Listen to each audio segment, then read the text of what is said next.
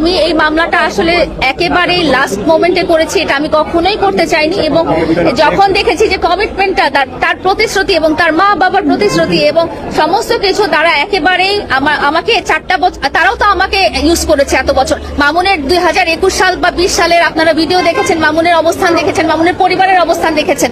তাহলে আপনারা এত বছর কেন মনে করতে পারছেন না যে মামুন আমাকে ব্যবহার করেছে ফিনান্সিয়ালি এবং সামাজিক ভাবে? সেটা কেন বলছেন না? তাহলে আপনি কেন এতদিন ব্যবহার হলেন? আমি তো ব্যবহার হয়েছি কারণ এখানে আমাকে এটা বলতে দেওয়া হয়েছে, আর আমি তো ওকে ভালোবাসি, এই কথাটা তো আমি বলেছি। ভালোবাসার সম্পর্কে কি আসলে সংসার করা যায়? আমাকে এখানে কিন্তু আমাকে একটা কমিটমেন্ট দেওয়া হয়েছে।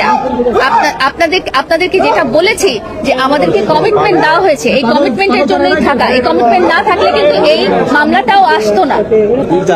এতদিন যাবত লিভ টুগেদার করলেন, এটি কি বাংলাদেশের এখানে এটা পরিবারের সম্মতিতেই আমরা থেকেছি। এখানে পরিবারের সম্মতিতে করতে পারেন? এটা পরিবার যখন আমাদের অভিভাবকরা সম্মতি দিয়েছে, সেটাই সেভাবেই আমরা ছিলাম যে এখানে কমিটমেন্ট হয়েছে। আপনার আইনজীবী বলুন,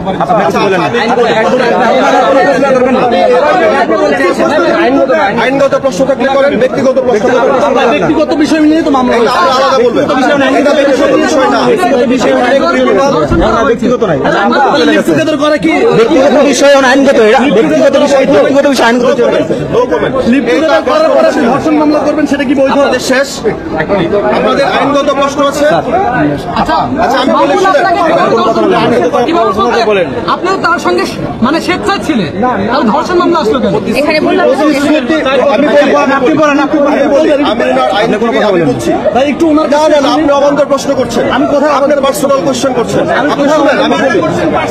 আমি বলি নাই তো, আর এটা তো কোর্টে চলে আসছে, আমি সেটাই বিষয়ে কথা বলেন। নারী ও শিশু নির্যাতন দমন আইনের 2000-এর ধারা 9 এবং সাবসেকশন 1 অনুযায়ী ফোর্সফুল, প্রলুব্ধ, ভয়ভীতি, প্রতারণা, এই সাবক্লোজ গুলা, প্রতিশ্রুতি সহ সাবক্লোজ গুলা যেখানে ব্রেক হবে সেখানেই ধর্ষণ মামলার উদ্ভব হবে। এটা হচ্ছে মূল সংজ্ঞা। আপনারা যদি পার্সোনালে চলে যান তাহলে তো সমস্যা। এখানে পার্সোনাল কথাই বলো, এখানে মিউচুয়ালি দুই পরিবার একসাথে সম্মতিতে, ওনাদের সম্মতিতে ওনারা ভাই মামুনকে 10 দিনের রিমান্ড, 7 দিনের রিমান্ড তাকে আদালতে উঠানো হয়েছে। সেক্ষেত্রে মামুনের রিমান্ড কেন দেওয়া হলো না, আর জামিনও কেন দেওয়া হলো না? তাকে কারাগারে পাঠানো হয়েছে।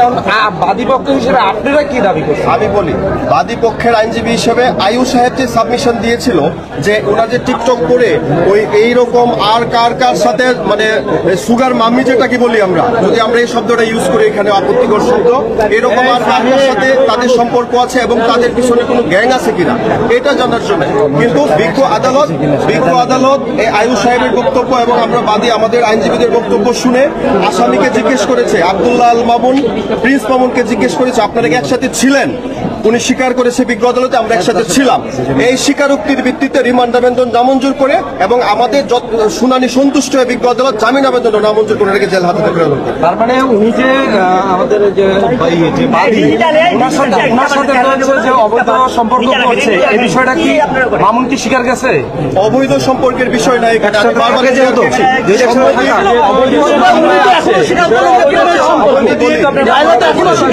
প্রেমের সম্পর্ক আপনি বলেন এটা বৈধ?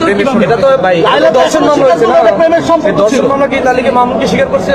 যখন প্রতিশ্রুতি ব্রেক হবে, যখন প্রতিশ্রুতি ব্রেক হবে সেখান থেকে কজ অফ অ্যাকশন এরাইজ হয়েছে দর্শন মামলার। এটা হচ্ছে ফ্যাক্টর এবং বিজ্ঞ আদালতে মামুন স্বীকার করেছে তারা একসাথে ছিল। আপনারা তো লিভ টুগেদার প্রেমকে বৈধ ঘোষণা করলেন। লিভ টুগেদার প্রেমকে বৈধ ঘোষণা করা হয় না। আদালত, বিজ্ঞ আদালত আমাদের দুই পক্ষের উভয় পক্ষের শুনানি শুনে জামিন আবেদন নামঞ্জুর করেন, রিমান্ড আবেদন নামঞ্জুর করেন। কারাগারে পাঠায়। ঠিক আছে।